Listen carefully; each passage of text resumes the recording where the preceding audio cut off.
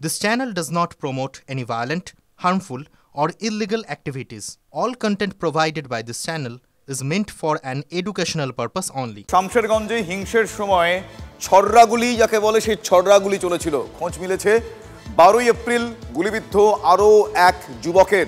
বেসরকারি হাসপাতাল থেকে মুর্শিদাবাদ মেডিকেল কলেজে ভর্তি সে। বছর 30-এর ওই যুবকের পায়ে ছররাগুলি লাগে এমনটা মুর্শিদাবাদ মেডিকেল কলেজ সূত্রে খবর পাওয়া যাচ্ছে।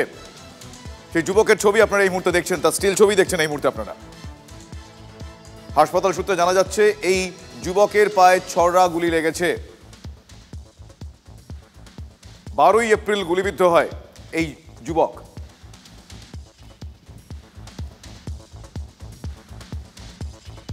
আমার সহকর্মী কৌশিক এই মুহূর্তে রয়েছে। কৌশিক, এই বিষয়ে আর কি তথ্য রয়েছে, আর কি জানা যাচ্ছে হাসপাতাল সূত্রে?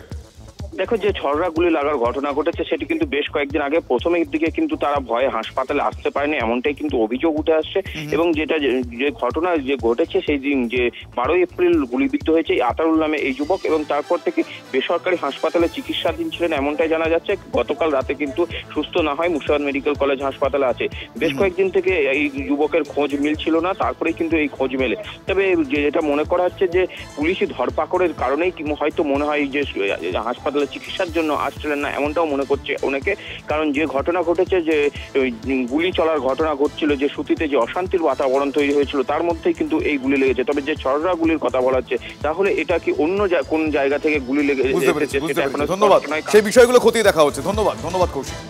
শান্তির বার্তা দিয়েও বিজেপি আরএসএস কে নিশানা করে মুখ্যমন্ত্রীর খোলা চিঠি। মমতা বন্দ্যোপাধ্যায়কে পাল্টা আক্রমণ করলেন বিরোধী দলনেতা শুভেন্দু অধিকারী।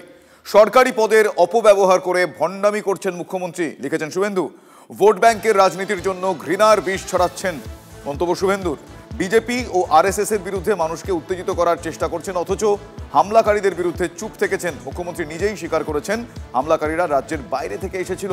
মুখ্যমন্ত্রীর বহিরাগত তথ্যের ভিত্তিতে মুর্শিদাবাদের হিংসার তদন্তের দায়িত্ব এনআইএ কে দেওয়া হোক, স্বরাষ্ট্র মন্ত্রকের কাছে এই আর্জি জানিয়েছেন শুভেন্দু অধিকারী।